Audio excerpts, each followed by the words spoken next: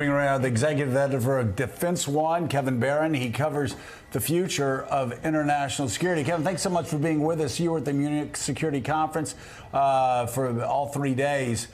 And you had fascinating insight about the vice president, other Western leaders saying all the right things, people applauding politely, but then you go out in the halls and there's this growing concern about a divide. And it's fascinating.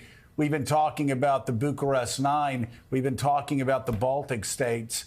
Talk about the divide, especially on the escalation worry that France, Britain, the United States worry about so much, that the Baltic states, Poland, and others in the Bucharest Nine just have no concern about at all. They think we need to be more aggressive.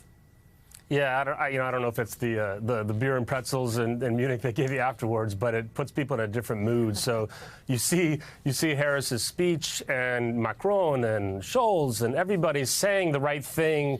Lots of what Mike Sherrill was saying, that there's unity among the allies. It's an extraordinary moment. NATO has come together. That's all true.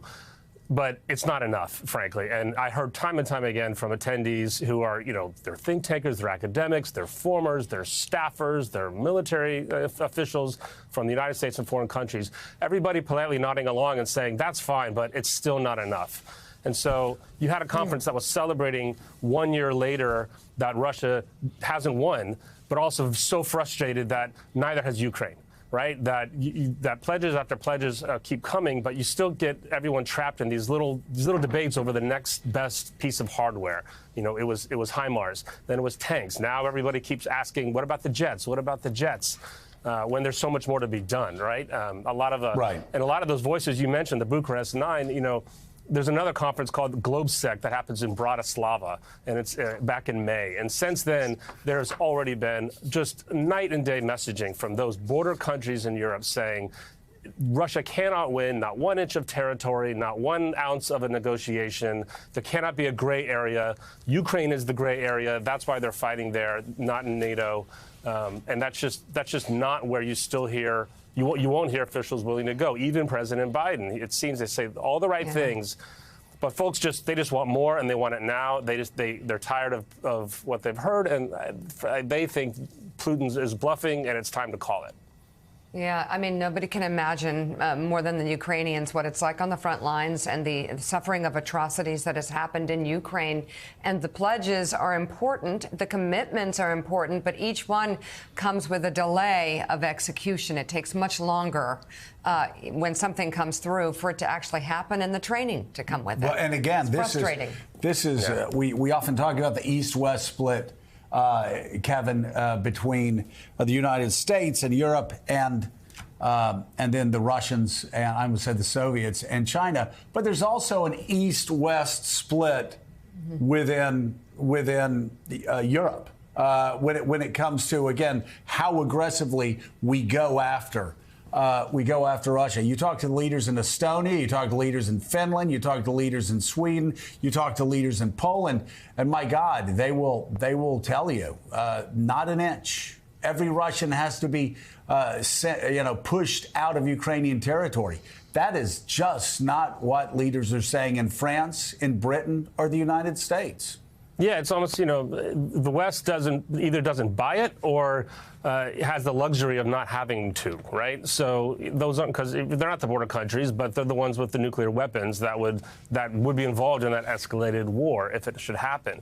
There was an interesting panel. You had Zadie on earlier from The Economist that she moderated about Ukraine, that included, prime ministers and foreign ministers, defense ministers of those eastern countries, where you heard those calls. But it also had David Petraeus on the panel, of all people, somebody who has fought 2 wars for the United States that also didn't end as clearly as people were hoping that they would. And he laid out 3 different levels of weaponry that needs to get there. What's needed now on the ground, by June, what's needed, and then afterward. And it all pointed to the same ending, which was at some point, air power is going to be needed, and also a much larger non-military push for a complete change of heart in Russia. Something has to be done to convince Putin it is no longer worth Russia to pull out. Anne Applebaum was on the panel as well, saying, look, it has to be the same reason the French wanted to pull out of Algeria, or the British finally pulled out of Ireland.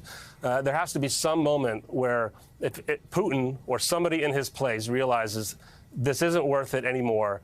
And then there's a rebuilding of Europe and a restart in Russia. To a lot of people at that conference, that's what the end of the war looks like. Not a peace treaty, not a negotiating table, not tanks and jets. So there are a lot of just crosstalk going on.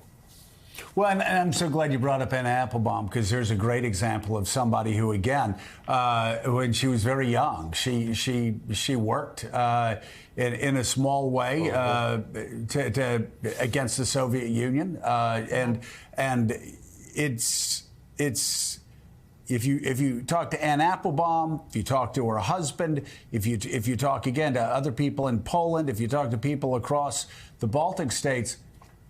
Not 1 inch. They don't want the Ukrainians to end up ceding 1 inch of territory to the Russians. They don't want one Russian troop in what was Ukraine in 2014. And they believe anything less than that encourages Vladimir Putin to just come back later on after Absolutely. he rearms. On that one point, everybody is unified. Executive Director of Defense One, Kevin Baron, thank you very much Thank you, Kevin. for coming on the Thanks. show this morning. We appreciate it.